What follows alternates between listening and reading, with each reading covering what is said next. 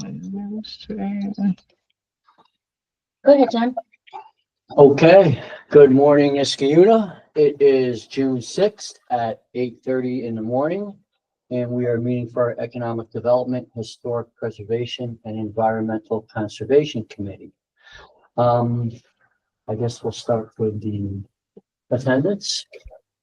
So online we have Doc Horton from Metroplex and Rita Ogren McCall, our town historian. In the room we have Elena Finnan, Aaron Kathy Dorian, Kara Parks, Matt Yeto, Dave Diapino, Dart Strayer, myself, Laura Robertson, Clark Henry, Trish Bergami, and Chairman Delarada.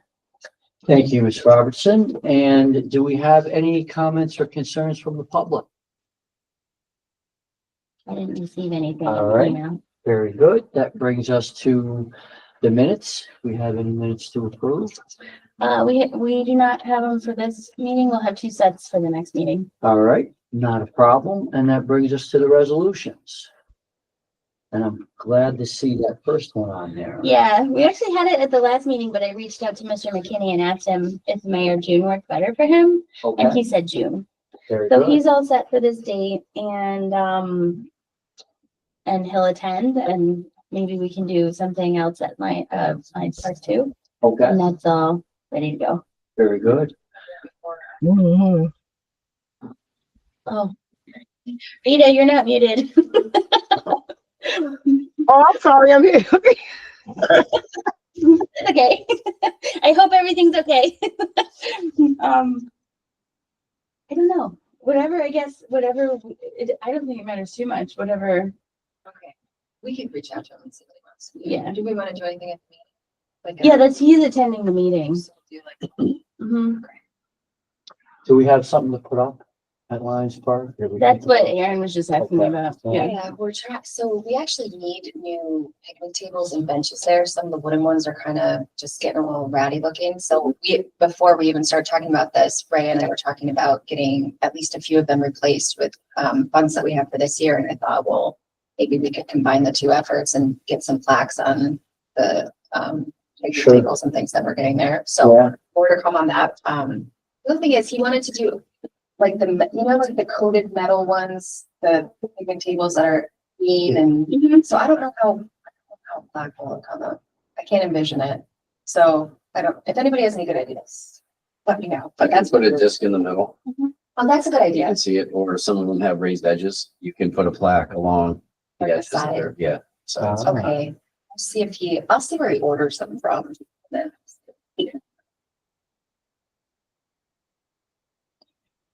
okay. So our next resolution to appoint a member to the Conservation Advisory Council, Portia Zwicker, she was on our Climate Smart Communities Task Force. So I didn't think she needed to send a resume because we should know her because we've sent her once already. She chose not to move over to the CAC when we combined the Climate Smart Communities Task Force because she had started working with Scanpy County Environmental Action Coalition, which is like the county's version of the CAC. But they're asking for a more active participant from our CAC. And so she's willing to join our CAC and then be our STIAC liaison. Excellent. And then C is a resolution to amend fees for the Niskayuna building fees. We have been learning a lot from Kevin because he came from the city of Schenectady. And he showed us that in the city of Schenectady, if we issue a stop work order or we find work without a permit, that there's fines associated with that. We do have some fairly chronic offenses that come with stop work orders and working without a building permit from roofing contractors and some other of our contractors. So we checked around in the end of your packet. I put it at the end because it was like many pages, but you can actually just see, the fees lined out from the town of Glenville and the city of Schenectady. They're very similar. They work without a permit is $300 and stop work orders are $500. Commercial stop work orders are $1,000. And I'll go through here and see if there's any other fees that we don't have or that it makes sense for us to adjust. But the main thing we're trying to do here is, right now, when we issue a stop work order, unless we take them to court, we don't collect any money, and it's not particularly impactful to these contractors. So I didn't even realize that other towns had fees for this, but I'm happy to come in line with the other guys and Yeah, make it a little there's, more painful to not be doing, or be doing the wrong thing. gotta give them some incentive to comply. Yeah, And these numbers were the same numbers that the other municipalities were using? yeah, so I don't think that, here, I'll share my screen. I don't think that we need to go any higher than anybody else, especially because it's an initial adoption. I'm just trying to make us actually more in line with, the more that we're looking at it, the more we realize that most places do have fines associated with these. And according to Kevin, in the city of Schenectady, we actually pay the fine before you can even get it lifted. So that's, so it's not like something that we're chasing after them for. Yeah, so Town of Glenville's this nice, this nice, nice one. There's the working without a building permit is $300. Kevin's highlighted it. And then, this is City of Schenectady. Their stop work orders are $500 and $1,000 for the commercial. Could we combine this with a sort of like informational page on the website that sort of says, here's what you need a building permit for, just so that we're not, because you don't hear that a lot. I'm supposed to get one for that, so I feel like we should do that at the same time. Absolutely. We do. Do we still send out the welcome to Muscatine package? We do. The but I welcome to feel like Muscatine package does. most have of that them are too. people who have lived here for a long Yeah, time. yeah, that's true. Well, and actually, though, like we send out paper newsletters before. Yeah. And we've put it in there. The people that have lived here a long time, we have noticed them multiple times. That's the an issue, or the ones where like they put in a fence, they hire a company and the company says that they're gonna get a permit and doesn't get a permit. Yeah, so the stop work order would go to the company. Well, even if it's not a step work order, it's gonna be whoever's on the application for the fence, right? Like the owner. Yeah, well, the challenge is if you get somebody to put the fence in, No, the there's contractor would get. fine language usually in the contract that says the. Verbally, the guy says, yeah, okay, for you. We see a lot of the zoning board where people come in.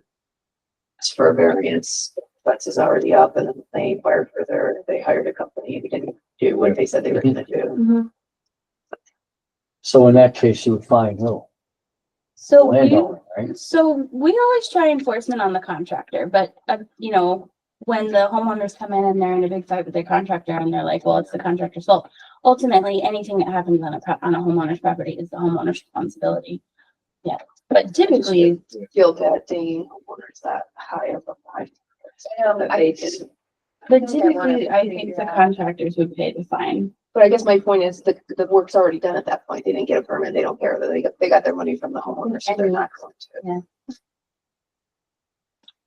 Yeah, I think the homeowner would have to get the actual fine. Yeah, I don't mean to sound horrible, but once the word gets out, hopefully all the homeowners talk to all the other homeowners. It is a relatively big deal to be putting these things up without a building permit, and it does cause that very, Mhm. unfortunate situation where they're already building and then bringing it to the zoning board, which the zoning board doesn't like. I mean, you guys can obviously Mhm. overrule me. I'm seeing a lot of it and I'm feeling very good I don't about think it. the fines are a bad idea. I would just like to unwrap it in a way that people don't feel like we're just charging them for things. Like, Mhm. we're not helping them through the process. We're sort of saying, oh, you did this wrong. They might not even know they did this wrong. And then they're being fined $500. It's important to state why it's important for people. Mhm. Because I think my perception is everybody thinks it's a pain, Um, but I think there's real value to that. And it's value to your neighbors and everybody. I mean, because if you put a fence up and the fence is in the wrong place, it doesn't. Mhm. It's true. Especially more space. So, I think it'd be casted the right way. I think it's fine. I mean, I would expect to be fined if I. I think it's weird that we don't have fines. I have a lot It of is people weird. who I say didn't realize like, that, oh, but it is weird. yeah. But maybe we could just talk about how to make it so it's not so. So there's gotta be some kind of penalty, otherwise Right. there's no incentive to follow it. All right, and that brings us to. Yeah, so we talked about this at the last meeting. The lady came to discuss the land on the corner of Catherine's Woods and River Road. I listened to the beginning of the meeting because I know we don't have minutes. And we talked about putting this as a resolution on this meeting and then authorizing Aaron to sign the documents and then we would work with them on the documents.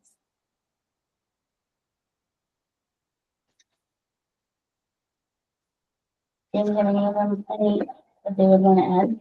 We done the, search to make sure there's no unpaid taxes on that parcel. I did not. We should do that before we accept it. Search for unpaid taxes.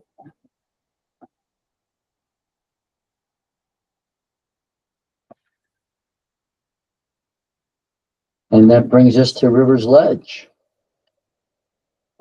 So Clark's gonna. Do his, Can I put these in? oh, sure. I'm gonna go super fast. We just, Trish and I did a little.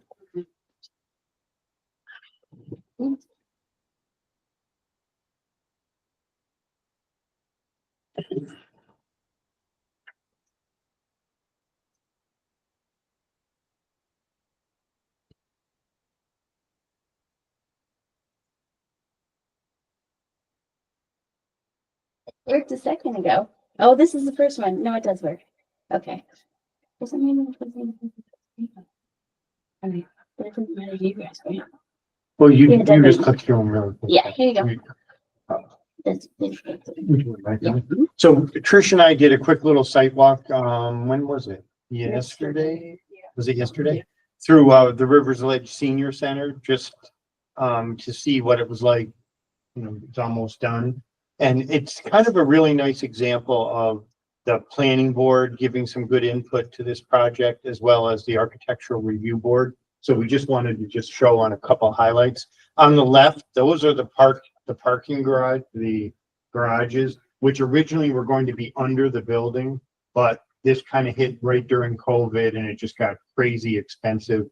So they came to the planning board and wanted standalone parking areas, but they really look nice. If you get a chance to really drive through there, they did a great job. So this is actually kind of the back street. The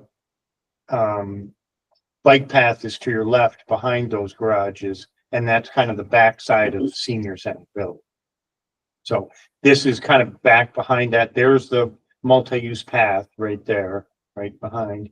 This is inside in kind of a big joint rec type room that people could go have a party at, sign out to have a party.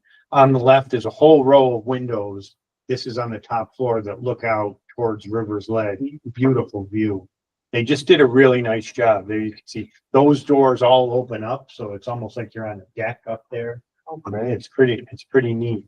So I'm just gonna fly through. That's Rivers Ledge. That's another shot of that big room. That's a hallway where all the rooms are. Entranceway. And this is all the senior building. This is all the senior building. That's the first floor, another little kind of rec room that you could sign out. There's a better shot in the back. But you can see there, that shows some of the detail. I think, the ARB or Dave and the planning board kind of, really pitched for the peaked roofs there that makes it look really nice. I think on the original building, there's the outside of that third floor area. And that's facing the river. That's facing the river. That is as well. The planning board and the ARB worked with the architect who was very agreeable and cooperative, and all these facades were kind of massaged through the planning board and the architectural review board. And they really came together nicely when you're there.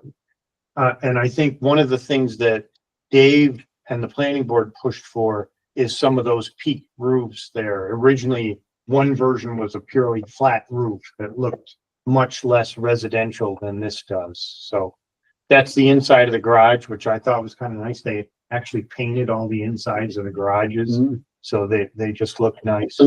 I'm trying to get to Trish's favorite building here in a minute. That's looking back through some of them. Just random shots. Unfortunately, we were there the day that they were doing all the landscaping. So the landscapers were like, wow, it's gonna be a hot one. We have to landscape this whole place today. So that probably looks totally different right now. Oh, no kidding. That's the front part, just a sign. But we're getting to the front of the building. So that, I think, that's the commercial side. So right, that corner right in the front there is going to be the small restaurant. That'll be a little restaurant. And as you're going to the back, or just back a little bit, that will be an ice cream shop. So if you remember the slide about the multi-use path, people can just hop off the multi-use path, go right to this outdoor window and get an ice cream. So it's really a nice little project. Oh, there it is. Yeah, that's the front corner. There's a little stormwater. So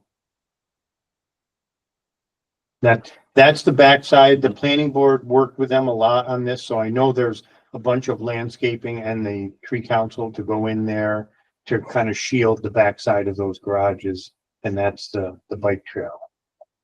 Shot going west on the bike trail. Those are some of the lights that project all the light downward, so they minimize the light pollution that other people would see. Mhm. So, yeah, if you get a chance to drive through there, I won't bore everyone with all these, but we took a couple pictures of River's Ledge too, just how nice that's looking. That's the waterfall. Yeah. So they're actually starting to work. That's the pool up on the top. That's the pool that they're building right at the bottom.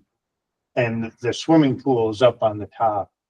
But I mean, River's Ledge they've got some nice vegetation that's blocking headlights from the river, which was one of the requests of people. So just, kind of Our nice. Saratoga neighbors. Mhm. Our Rexford. Yeah, yeah. I came to a town board meeting. Yeah. Yeah, so it's a nice example of all the different committees and boards kind of working together. And they've mitigated a lot of their concerns with Mhm. light shining. I mean, you can see how well those bushes are starting to grow already. So they're above your headlights right now. Can you believe that was a junkyard? I know, it's It's a amazing. junkyard. It's amazing. It's really got some nice. Yeah, We they did did a like a good job. job for everything. It's so pretty. Yeah. Whose idea was it to put a junkyard on the river? Be like that. All the industrial uses used to get pushed to the river. Well, that's great. Yeah. It's a great project. Great to see it come out. Almost complete. Yeah, they're almost done. Right. Yeah, it really should look different. Drive down Aqueduct Road and see the landscaping.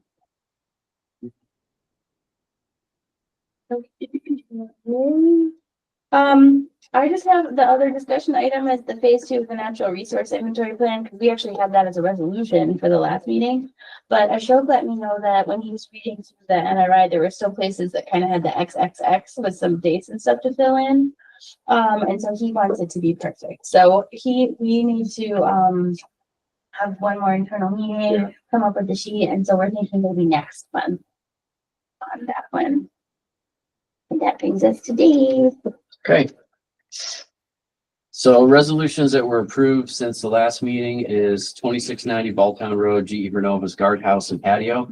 So if you've been keeping track of the campus improvements up there, they're going to be adding the guard shack about just past the midway point on their long driveway there. And then they're going to have a turnaround area, and then facing the left-hand side of the building is going to be a really, really nice patio, entertainment, exterior area, outdoor kitchen. So be in their plans shortly. And then 3418 Albany Street, 191 Fillmore Ave was a lot line adjustment. So that one went through ZBA and then back to us and got approved. So resolutions we have in June are 2750 Balltown Road. Momentum site, they're going to be demoing some existing one-story buildings that are, yeah, there you go, perfect. Between the kind of the two anchor buildings on the side and then the main building that you see from Balltown Road over there. Wow, those are big buildings. Yeah. They're very old. They look like a high school chemistry lab. Yeah, yeah. They do have, I guess, upcoming plan of doing some development on there, but right now this is just the first step of the demo permit.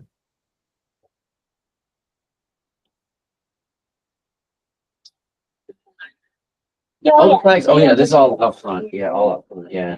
This is behind this building here. If you're coming up Balltown, you can't really, you can't see it from the, exactly. You don't realize it until you go in, you're like. And then 2690 GE Vernova has new signage and wayfinding signage throughout the campus buildings that went through zoning and came back to us. So we have a resolution on that on Monday night. And then 1079 Balltown Road is Niskuna Fire Department #1. They're looking to add a new shed, which will be a recommendation to zoning. We've been giving a lot of recommendations to zoning. Open projects, we have 2331 Troy Schenectady Road. That was a new monument sign that was going, that's the old Berkshire Hathaway building that's next to the mobile station. So if you haven't been by that lately, they did some interior renovations, but they've completely clear cut all of the existing landscaping. So it is completely a new palette right now, but the monument sign is on the meeting area, the tree strip that's 1740 Union Street is Broadview Credit Union. That's on the corner of where Van Antwerp comes down and Palmer has that kick across from Stewart's. That building that was to the left of it, if you're looking on the Union Street side, was demolished years ago. And they're looking to, there you go. Perfect. Looking to basically make that a parking lot. So that's not a permitted primary use of a. That's what I just do a lot like this middle. It's the accessory to the. Mine left across the lot, the Stony line. This is one of those interesting properties where it shoots through the city of Schenectady partially and Niskuna. I know on Broadview's side in the parking lot, the lot line goes down through there, but that area right there is in Niskuna. So The pink. correct. So there'll be a lot of discussion items. Between our town right here. Green and the pink is. And that's actually a really big lot. It is. It is. Does Sal still own that lot? He sold it to Broadview? Okay, all right. Okay. But we'll figure all that out on Monday. 4240 Council Road is Mizan Kitchen. This is the former Stewart's that has closed down. And I drove by the other day. It's definitely completely vacant. Wow, when did that happen? I didn't know that. Within a month or so. Yes. Yesterday, I think. Yeah, the rest of the outside stuff Really is gone. gone, so. Interesting. So it's a standalone building. I don't know how long it's been there. I think Uber's Red Barn is within the proximity there, but that's not a heavy commercial area, but it is on council. And then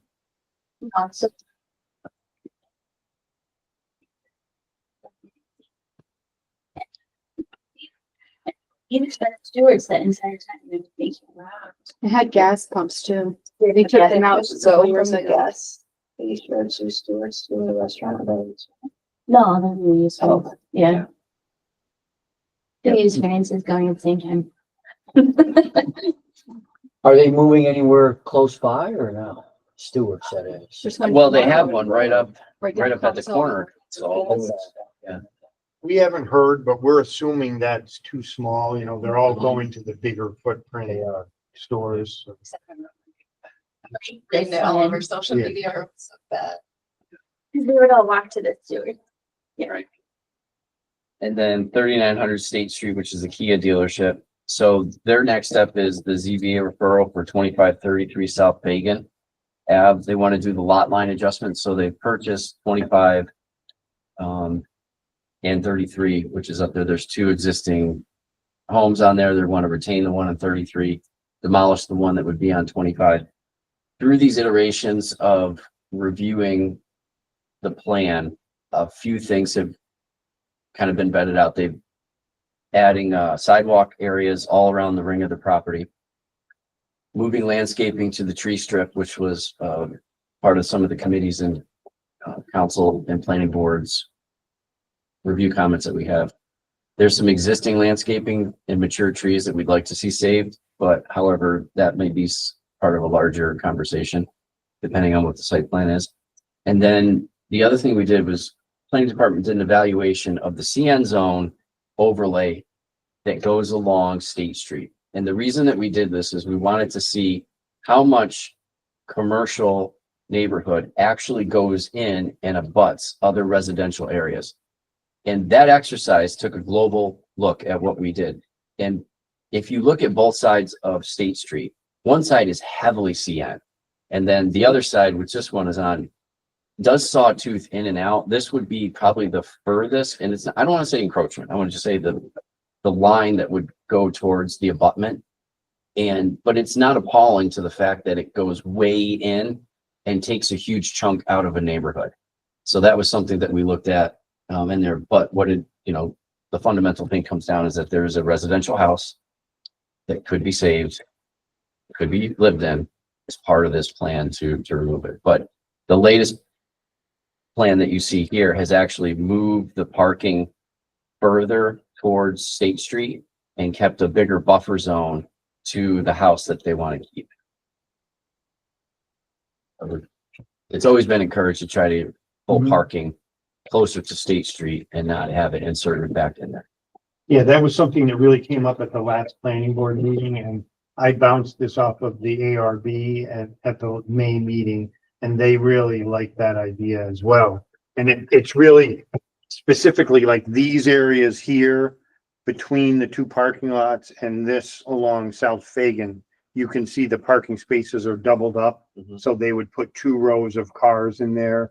And the idea was to create more room for buffering and move this line up towards State Street a little bit and put more of the parking in there.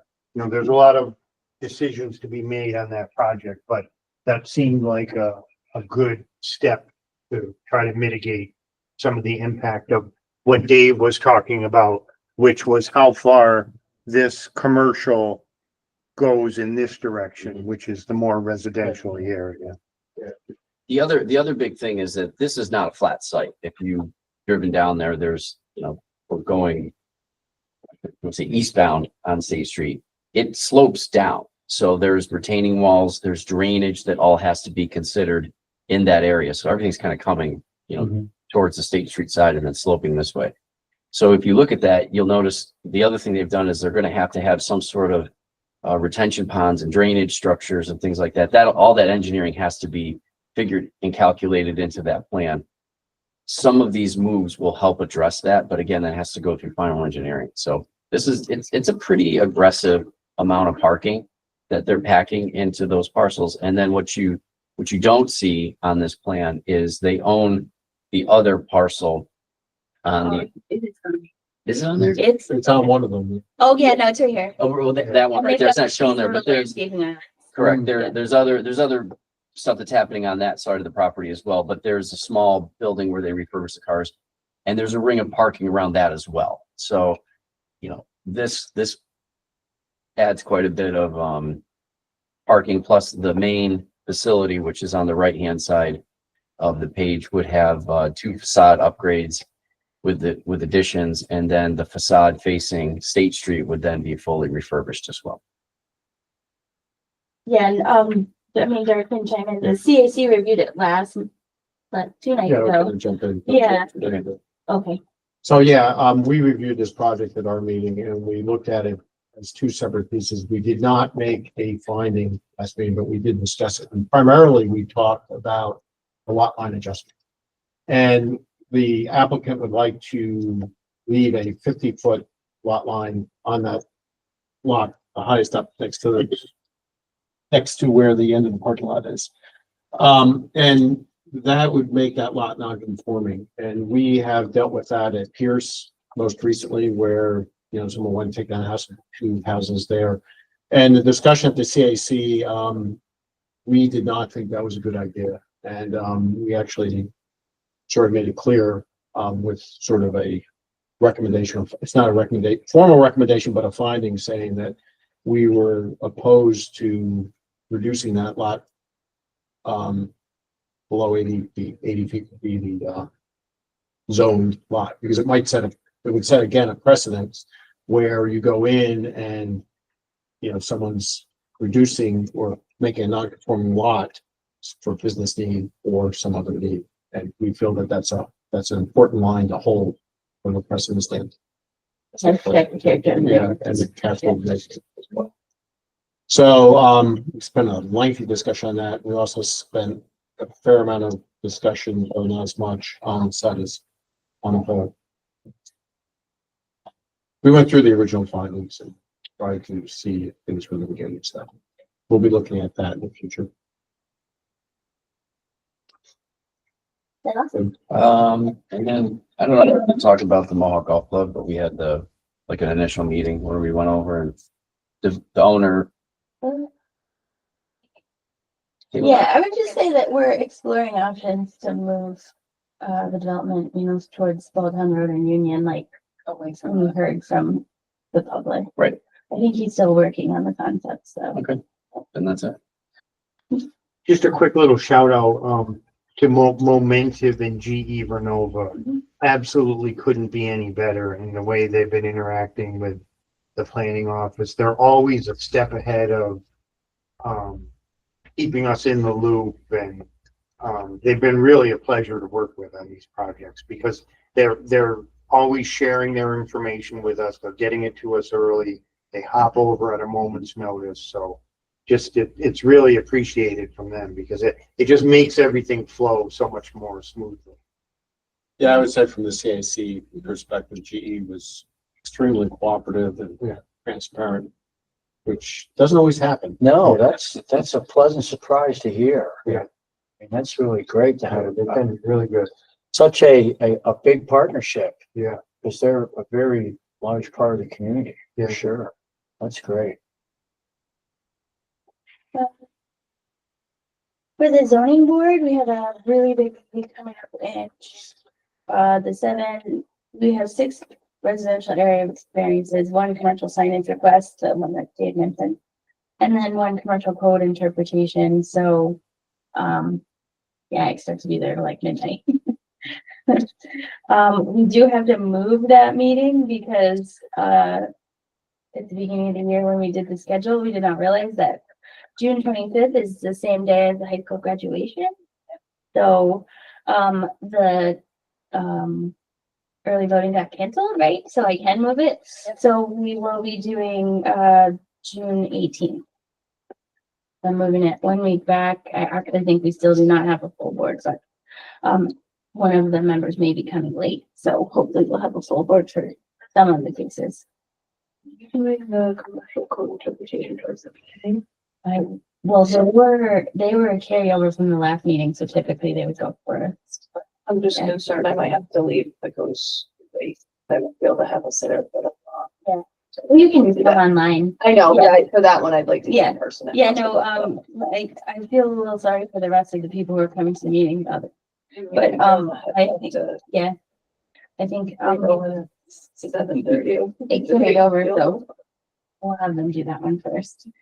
We expect a number of residents to come and attend that one.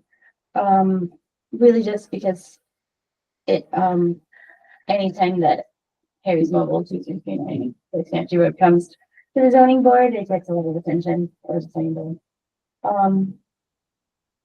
For the grants update, I'm stealing a little bit of dark thunder, but the consultant has finished the community greenhouse gas inventory. So they're gonna be doing their community presentation to the CAC on July 9th. Anybody who's interested in that can come. It is actually quite interesting. And then we'll bring that to the town board so that we can adopt it and put it on their website. And I'm hoping that that timeline allows us to submit by July 15th or 11th, 15th, somewhere in there, to try and get certified again. We did get denied the last time I tried, but I think with this, we'll do it. The Mohawk, the NYSERDA grant, electric lawn equipment. This has been Trish's, oh, are we done? I think so. I wasn't joking. I Um, confirmed that it bounced, so we're gonna go with it. it's been really challenging to work with Home Depot, even though I think they are trying to work with us. They just do not seem to be set up to work with government. So, but I believe that we may have worked out the final kinks in the thing and be getting our last piece of electric equipment delivered. I did hear from Pete that more batteries were needed and the batteries weren't holding up as long as they wanted. So that's something that we're learning as we're working on this electric lawn. Mohawk River watersheds, the natural resource inventory grant, we just talked about that. And then the linkage study grant, that's the last page in your packet.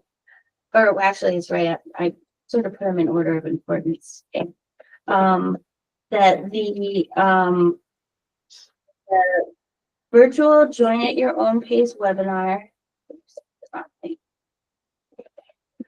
There's a virtual join at your own pace webinar where the supervisor and the lady from the head of the Transportation Council are introduced, you know, what's going on with Route 7, and then you can see the consultant go through what they found as existing conditions. I think if you listen to them, it makes a lot of sense. You know, they go and they map the hot spots on Route 7 and they talk about lane widths and what type of traffic is carried and how many trips a day and all that kind of thing. And then at the end, there's the survey. You can also just go to the survey and do your input. I do actually recommend watching the virtual webinar. It's like, I don't know, 15 minutes, and it's really interesting. And then any kind of thoughts you have for the Save on 7, you can go to the website. It's bit.ly/Save on 7 will bring it up. Right now we have 87 responses, which according to the Transportation Council is pretty good. I feel like that's not a whole lot. So I'd like to do another email blast. We're going to close the survey on June 15th.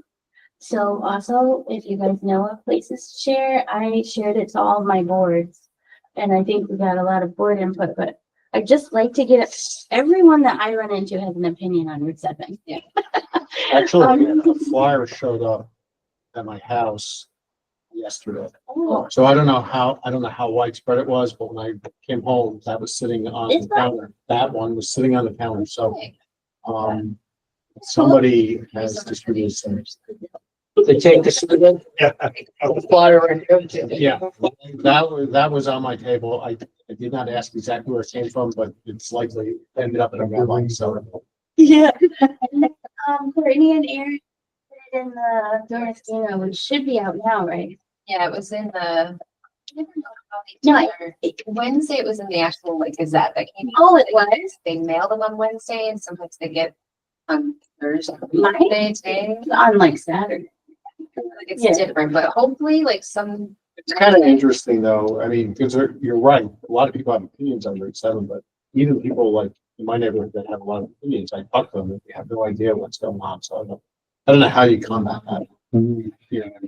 Maybe we could get, well, I guess we haven't really tried to get the news involved. Oh, Not in the survey. just the Gazette. Another thing that the consultant said is that this is input on the existing conditions. They will do models of recommendations and things that people can think about as treatments to Route 7. And they think that that may actually Spark some. more, yeah. So, Gotcha. they felt like 87 was pretty good, but I would like to get a little bit more. And then they're hoping that when they do those concepts and they engage in person, so the virtual one is for the existing conditions, and then they'll do in-person engagement on Route 7 with the concepts, that hopefully that'll drive some more input too. So this is something that commercial development probably help, right? The fact that we don't have any commercial development in the town of Muskingum makes this Route 7 just a big expressway to go from point A to point B, right? Because there's no place to stop in between unless you live there. I'm not suggesting we do commercial development on Route 7, but that would be like kind of traffic calming device, right? Because you have then more red lights and coming in and out, or done linkage study specifically, because it's big. So for linkage studies, this is one of the longest ones that the Transportation Council has ever done, is that they are going from St. David's all the way to the border of the town of Colony. And one of the reasons that we were able to do the length of the corridor is that because of our comprehensive plan and things that we hear from our community on a semi-regular basis, we are not actually even looking at changing the zoning. So that's not part of the study. We are moving forward saying that Route 7 is a neighborhood. We want to keep it a neighborhood, and that the structure of the road is not reflective of the character of the existing residential neighborhood. And so the treatments that we're looking at would be, how do we change that corridor so that cars slow down? It probably still needs to carry the same volume so that it's not that we have to have a policeman out there, two or three of them every day, which we do. So the idea is to actually make the road reflect the character of the existing road. There could be studies in the future to change the character, but that's not this one. This one's really traffic calming. How do we accommodate more users? Like, nobody's comfortable walking or biking. Like, we did a site walk and the police chief had to come with us and we all had to wear police vests so that we didn't because it's just not a welcoming environment for those neighborhoods yet. Yeah, I think there's a lot of potential options. I think other communities have managed highways like Route 7. Oh yeah, there's examples. There's You'll see that. examples of where there's been success with traffic calming. Mhm. Generally, I forget, but I think it's like 32 or 35 is where you get the most throughput through a road. It's not 50 Mm. where we are today. Yeah. And I think one of the big things we're looking at is, can we get at least one more light? Actually, partly because there's just no safe place for somebody to cross. Really. So yeah, I mean, lights and things will be considered, and you could certainly hop onto the survey and put what you think on there. All right. And that brings us to complete streets. Yeah, so Complete Streets is still working on the engineering for Palmer.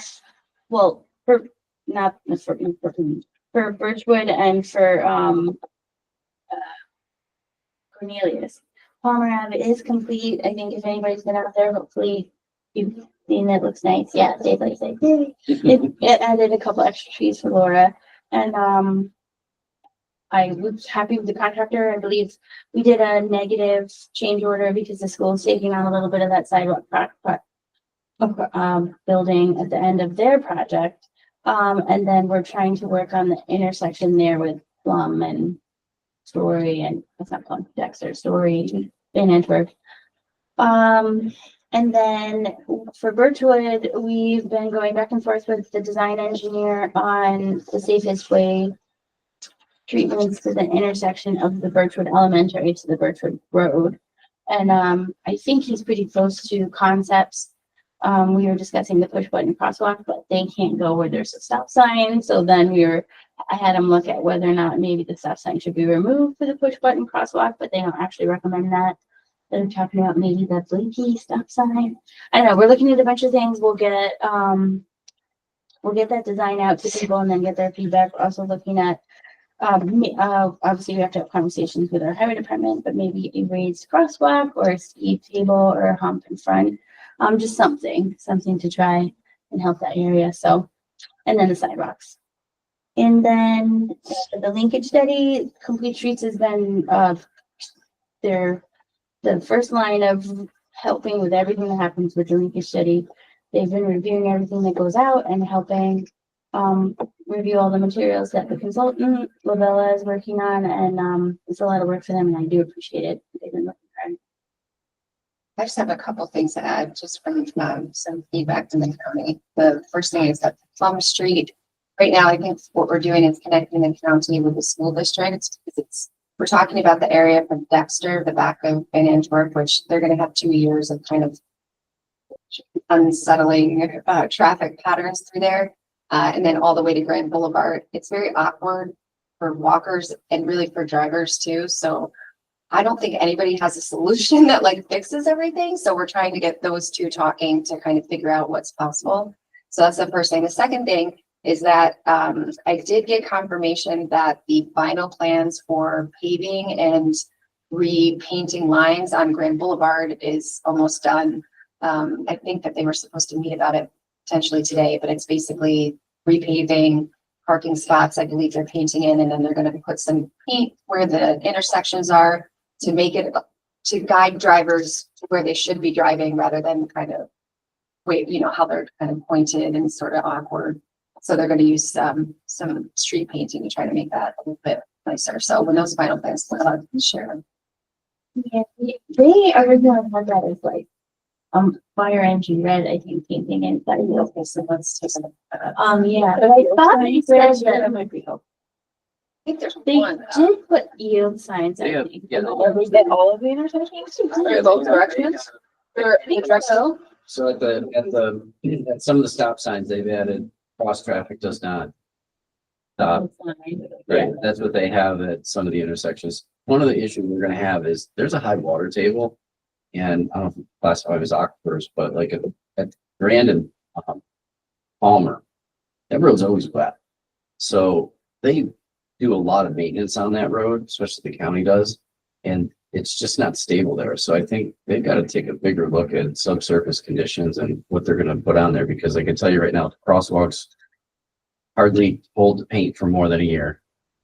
They're just, That up to part of the conversation that you guys were talking about. I haven't been in any of these meetings, but I'm happy to show you all the areas over there that are constant problematic problems, and you can go over and take a look at the conditions of the asphalt.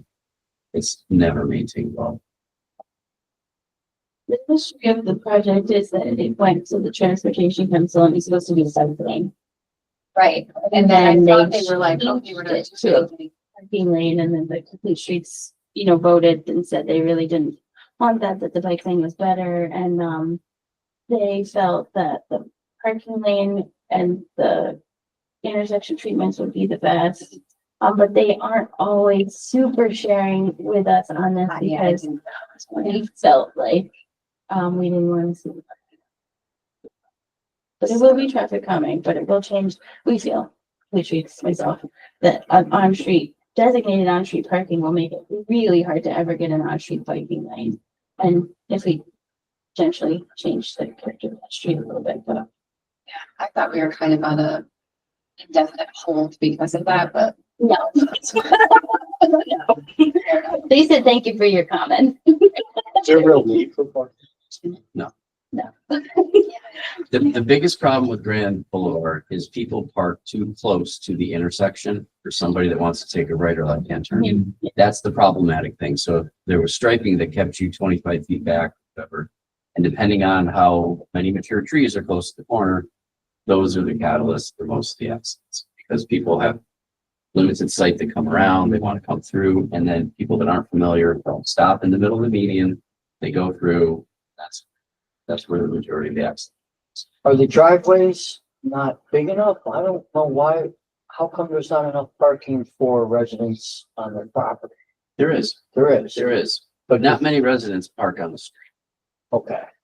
The problem is, it's fairly not sanctioned to park on Grand Boulevard. Like, there's a lot of confusion on whether or not you even can or can't, right?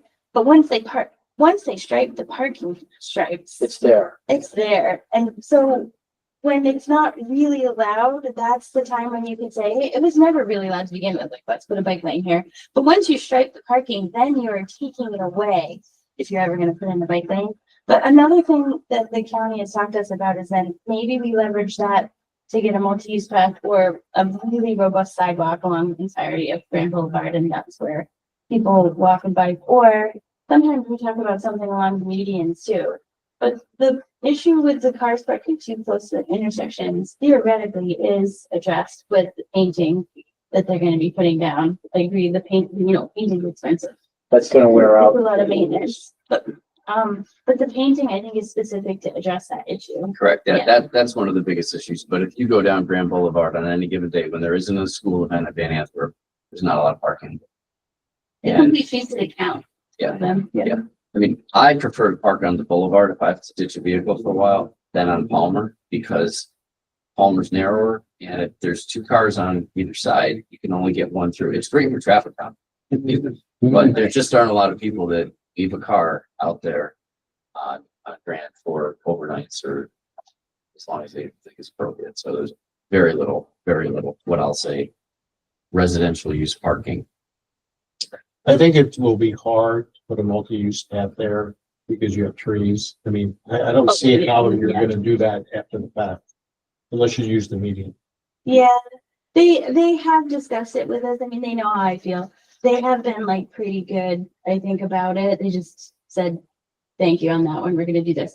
They did, there is an advantage. The parking stripe does narrow the driving lane, so it should help slow cars down. I don't think it's equivalent of a complete street treatment, but it is still probably going to help that issue. But a bike lane would have been better. Yeah, they got to get stuff.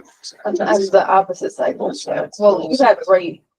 We don't, the south side of Grand is not a sidewalk. No, it's a very patchy. Mine's asphalt and then it goes to crappy asphalt. The next door neighbor has, that's asphalt, and then they get further down Grand towards Schenectady, it's grasses. So the asphalt, was that put in by the homeowners? A little bit, it's a mix, yeah. It's mostly asphalt as you go down Grand. It's some of both, I think, has degraded so much and grown over into people's yards. Some of the pieces in this country. The county did actually submit a grant application to the federal government to get the sidewalks redone. It wasn't funded, but they do have that grant package, so they may be able to submit it to others. So how far is the right of way? Grant, oh, it's pretty far. Yeah. Like Just- It goes from the center of both. so, like the intersection of Palmer and Grand on the north side, like the school side, there is a sidewalk that's parallel to Grand. That sidewalk is contained entirely within the right of way to give you a. So who would maintain if the sidewalk went in there? Who would maintain it? If a sidewalk went in on a county road, it's the town. Not the homeowners. No, if We it, have a provision in the code that does put the burden on the homeowners, but the town usually ends up paying one. well, we maintain all state and county road sidewalks for state law, and then any town roads, the homeowners have to maintain the sidewalk. So Grand Boulevard would be a County road. road. So the town would pay for, or maybe it'd be a conglomerate to have it installed. That'd be the town or the county or both, or the state, or, No, the county doesn't object usually to us paying for things in their right of way. so the But we town try would, not to do that. right, yeah. No, typically the county would pay for the sidewalks to go in and then the town would take over maintenance. Okay. Yeah. But wouldn't it be ideal if the county put the sidewalk in and homeowners were responsible for maintenance? I mean, that really should be kind of the default. Because otherwise, I don't know, is there a lot of lawsuits against the town for not maintaining site? Route 7 must be a bear. I don't know how you guys maintain that, especially with the plows, plowing the snow back on the sidewalk, but I can't see the homeowners maintaining that, but something on Grand Boulevard, I mean, that's right out in front of your house. So I can tell you, most of the neighbors on Grand move the snow. Or a neighbor will move the snow for them, even though there isn't a sidewalk there, because there's so many kids that walk to the two schools. But a lot of people that live on Van Antwerp that has that one sidewalk, they don't touch that. They don't On touch my the sidewalk. side, the. Correct. They have a little machine, they do that, right? Which Snow is removal whatever is the plow so, is. it's so heavy, yeah, it's so heavy there because it's hard to make, you gotta wait until the plows are basically done, then you gotta take that, so you gotta get it on the property. So a lot of people on the 8 don't fight that battle, they know the town's gonna come at some point to clear that. Now, I don't know if that'll be the same concept on Grand Boulevard because it's a very different condition. There's a wide tree strip. There's, front lawns are a little bit deeper than Van Antwerp. So there probably will get more residents moving that snow because they're out moving snow anyways. And the sidewalk is the least of the worries compared to the depth of these driveways that they have to do. Sidewalk is 2 passes, so. Right. So I guess if the people on Van Antwerp are waiting for the town to do it, right? So what if the town didn't do it? I mean, we're kind of like, we're telling them, don't worry about it, we're gonna do it. Yeah. Maybe Elena and I can look at it again, but I have to look at this all the time. Like, it's New York State law that we maintain those sidewalks. Yeah. All right, very good. Okay, so tree council's been working on the spring tree planting. Got 11 trees in with Ray and the crew this spring. We're really happy. Been saying a lot of good things. The Niskuna Community Foundation is doing their day of service, and the tree council has been helping get trees for the day of service, and Ray was really good about this too, around the splash pad. If you go out there and you look at which benches people sit on, they sit on the ones that are in the shade while the kids are playing in the sun because it's 90 degrees and who wants to sit in the sun. And so one of the Niskuna Community Foundation people said, we'd like to put shade behind these benches so that, it's going to take a little while, but eventually people and their families will be able to sit in the shade while the kids are playing in the splash pad. So putting some trees there this side, and they will count. So hopefully when all is said and done, we'll have 21 trees in the ground this spring/early summer, which is awesome. Okay, we already talked about the Kia dealership. We are still working on a priority list for the town for the NRI recommendations. We did not discuss it last meeting because we had a full docket. Get that done. We've got some feedback on that. And finally, the last thing is that because the warm weather is hitting, a lot of the climate smart initiatives are really beginning to go. So we spent a lot of time talking about pesticide free, the LOMO, and Ellen has got more seeds to plant, more flowers there. So we're trying to have a presence at the farmers market, pushing all the climate initiatives. Very good, and thank you.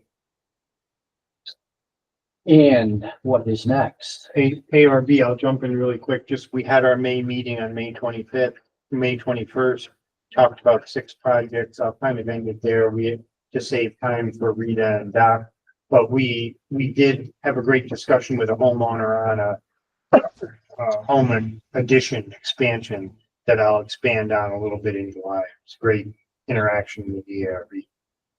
Do the homeowners look at the ARB as a positive or more of a burden?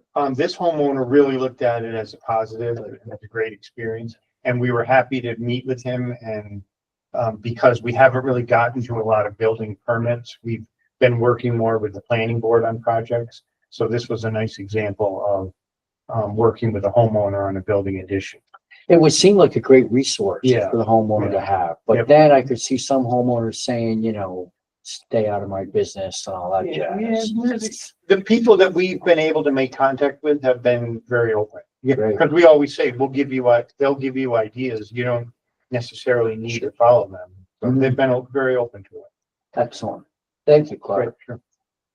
Okay, for the comprehensive plan committee, we got some text back from the consultant, part of a chapter, and the last meeting, we spent a lot of time going through that. It was really a summary of the public outreach that we've done and some of the tables and stuff, and spent a lot of time going through that, and we made recommendations and we forwarded them back to the consultant. So we are going through the draft of the chapters, trying to finalize it. We still have the utilities chapter that we need to work with you guys. Oh. Whenever you want to meet, let me know. Okay, yeah, we should set a meeting. Why don't Laura and I talk and then we can. Sure. Well, we were gonna get the draft of the. So we have like a list of like capital projects. We probably should fine tune it a little bit even before it goes into. It would be helpful to get it sooner rather than later. And it doesn't have to be perfect, but it does help give context. And it helps you guys too, because when you put it in the comprehensive plan, I mean, you're doing grant application. Did we do a chapter like this in the previous? Yeah, so we're Why just don't we pull updating. that up and just see if what's in there, how we can update it, and if we can add anything to make it a little better. Yeah, that would be really helpful. I haven't done it though. So do we think this could have a shot at being completed this year? That was the goal. We're We are good. bringing it to you. Laura and I have to be here until midnight, multiple nights. It'll get done. We're saying that drop dead, we have to get it to the town board in October. So that gives you November to do the public hearing, and any changes you want to make, and then adoption in December. Excellent. That's excellent. Well, thank you again. And that brings us to the building department. So firstly, I want to recognize Trish. It's her birthday today, and she's been working really hard and being amazing. And so thank you to Trish for all that she does. I'm doing an update on the short-term rentals. We sent out all of the ones that we could find. We received 3 applications back.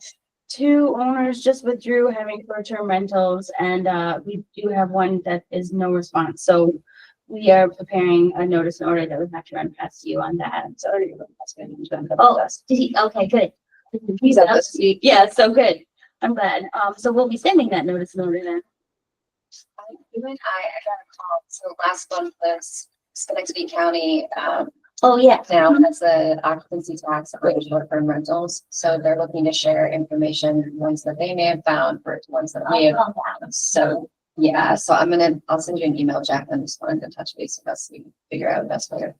Okay. And we do think another one may have rolled on since we sent out our original notice. So I'm not exactly sure how to handle the new ones, but we'll probably send them a nice note, a little bit different written than the original, and then work with those ones. None of the permits have actually been issued yet because they required a home inspection in order to be issued, and the home inspection discovered things that need to be addressed.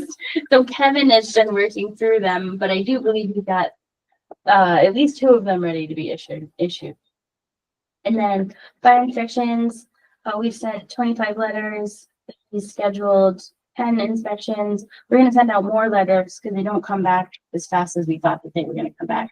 And then we'll have to do notice and orders on the ones of those that aren't running to us too.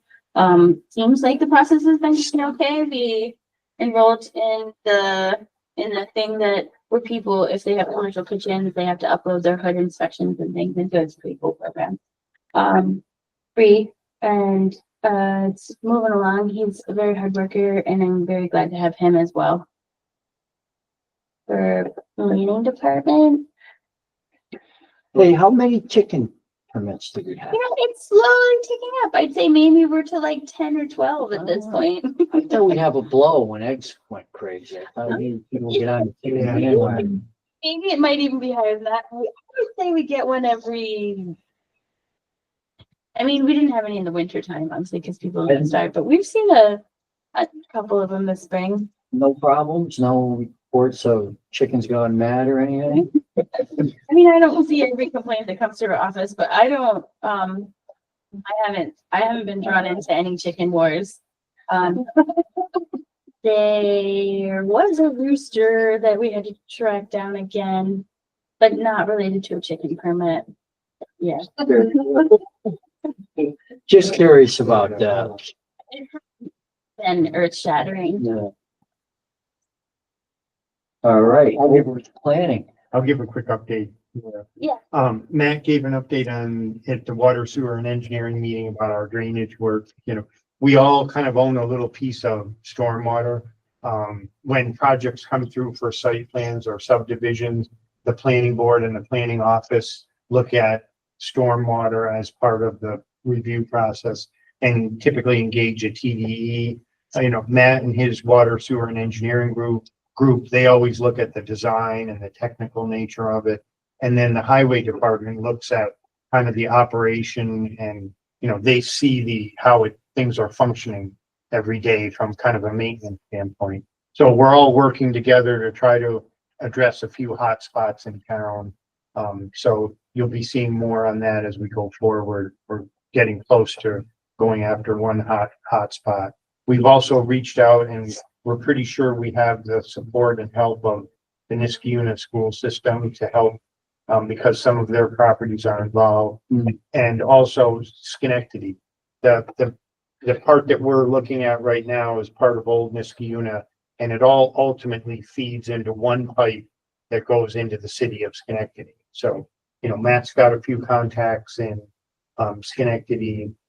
We have some contacts through an intern who worked here. So we're hoping that they'll be part of the group that's just working collectively to look for little ways of, basically our goal is to slow down the water from getting into some of these collection systems, because it works reasonably well on slow and steady, longer duration storms. But it's when we get the really severe downpours that happen really quickly. We're similar to a lot of older towns that just have some challenges in spots with those really heavy downpours. It's very common. And we just can't put a bigger pipe in. Right. It's really expensive to put a bigger pipe in. So the other approach is if you can just slow it down a little bit so it doesn't get into the system so quickly. So we're moving forward to try to look at cost-effective, simple, easy ways that we could try to slow that down. We don't know the answers yet, but that will be the outcome. Redirect it. How would you slow it down? Does that mean redirect it? Retention basins or something like Okay. that, that you're getting more into Matt's area. But any stone we can turn over that can help us is what we're looking for. The easy solution. More on that, but we're off to a great start and everybody's pitching in and helping. So great. The drainage study, yes. Excellent. And that's kind of a town-wide. I mean, our whole town has high water table. Yeah. Like there's probably 3 or 4 areas that are by far. Yeah, worse. there's some pinch points. Okay. Council Road and Winnie Road, there's no update. I'm giving myself an explanation. Go ahead, Rita. No, there's something that I've been looking at for a long time, because Console Road, I've listening to the views on the traffic on Console Road. Okay, and right now I think that we've hit on it, the sidewalk, only because if you remember way back, we didn't have developments there in those spaces. And I noticed during canvassing, during the voting period, it's like there you have now like speaking to the people, you don't have the same people that we understood traffic, they understood how a country road works, and these things. So you now you have also a greater amount of traffic all at one time with the sidewalk. And that's how I'm just saying the importance of the sidewalk. Now it would accommodate both things, because people will have a safe place, and then while you're working on how to slow down the traffic, you won't have like people getting hurt and whatnot, and it would also alleviate the anxiety of the people who have been there in the past and they're accustomed to that slow traffic, that easy space. That is all. Portions you're talking about our console, just a portion by Hannaford or all the way down? This portion is just by Hannaford. Okay. But Yeah. I mean. Yeah. We can not go down to the sidewalk road again. I mean, Complete Streets pretty much supports the sidewalk on any county road because they're hard to walk on, and a variety of even town roads. But the main issue with console, I mean, we all want to do it. We just don't have the funding. Yeah, Right. huge. Yeah. And we're not close to getting that funding, or are we? No, we haven't submitted, like the Console Road sidewalk bullet point on here is to try and get the easement from one property owner so that we can piece together Ingersoll to Hannaford. Well, we should put that on the fast track, before I go. Because Yeah. I did go to school with this gentleman, so it may help, it may not, but when we get something kind of firm to talk about with him, I'm glad to do that. You have something firm. All right. We have a referee that we Oh, good, should good. All right, I'll get together with you and we'll do that. I'll make a site visit. Very good. Yeah, we've been talking about this since before I got on board. Oh, It's 12 years ago. well, when the Ingersoll went in, they talked There you about go. I think you're right. But that. it When was stopped. that was like 2010. Yeah. Wow, yeah, Yeah. yeah, because that it stops, it just stops. Sidewalk stops and you're just stuck there. Yeah, I mean, that was the biggest, that was a concern of the CAC was that people would not be able to walk the Hannaford safely and the shopping area. From that Oakmont. From the Oakmont. Not only Oakland, but also when the Ingersoll went in, we felt that we needed to be. Yeah, that's the stretch that we're doing. And that's the stretch that needs to be. We're trying to do. Yeah, so it's not that big of a stretch, but it's challenging because of the, Drainage. yeah. The ditch. Yeah. there's that. All right, so let me know, I can do that this week, next week, I'll dial them up and Okay. see what we can do.